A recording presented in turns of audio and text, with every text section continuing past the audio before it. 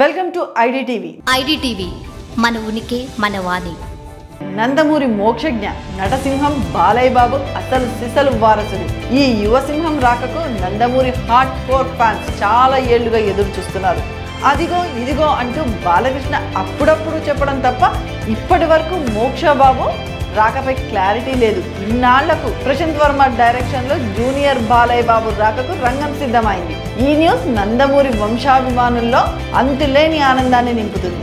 ఆది సినిమాలో తొడగొట్టు చిన్న అని ఓ డైలాగ్ ఉంటుంది. వారసత్వాన్ని పీక్ లో చూపించిన డైలాగుల్లో అది ఒకటి. అలాంటి వారసత్వాన్ని, ఆ రాయల్టీని చూసి ఆనందించేందుకు చాలా కాలంగా ఆరాటపడుతున్న నందమూరి వారి హార్డ్ కోర్ అభిమానులు ఎదురు చూపులు ఇన్నాళ్లకు ఫలించబోతున్నాయి. ప్రత్యేకంగా నట సింహం బాలయ్య బాబు నట వారసత్వాన్ని చూసి సంబరాలు చేసుకోవాలనుకున్న ఆయన ఫ్యాన్స్ కలలు ఇప్పుడు తీరబోతున్నాయి. దర్శకుడు ప్రశాంత్ వర్మ తన సినిమాటిక్ యూనివర్సిటీ నుంచి మోక్షజ్ఞను సినీ ప్రపంచానికి పరిచయం చేయబోతున్నాడు. ఈ విషయంపై మూవీ మేకర్స్ నుంచి బిగ్ అప్డేట్ బయటికి వచ్చింది. వచ్చి రాగానే ఆ అప్డేట్ బ్లాస్ట్ చేసేస్తుంది.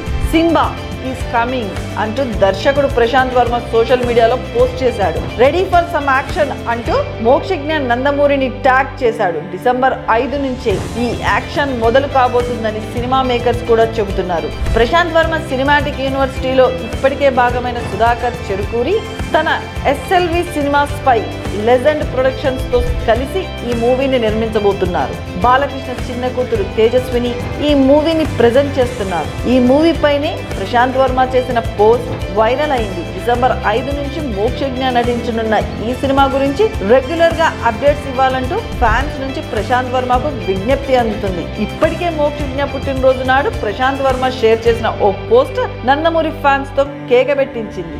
అప్పటి నుంచి ఎదురు చూస్తున్న వారందరికీ ఇన్నాళ్లకు సరైన అప్డేట్ అందింది. ఇప్పుడు వారి ఆనందానికి పగ్గాలే లేకుండా పోతున్నాయి. ఇన్నాళ్లు జై బాలయ్య జై జై బాలయ్య అని నినదించిన ఆనోళ్లే ఇప్పుడు జై మోక్షజ్ఞ జై జై మోక్షజ్ఞ అని అర్చేందుకు రెడీ అవుతున్నాయి. మొదటి సినిమా కోసం రెడీ అవుతున్న బాలయ్య బాబు నట వారసుడికి అభిమాన ఘనమంతా శుభాకాంక్షలతో పాటు ఆశీస్సులు అందజేస్తుంది. ఈ విషయంపై మీ అభిప్రాయాన్ని కామెంట్ సెక్షన్ లో తెలపండి. స్టోరీని లైక్ చేసి షేర్ చేయండి.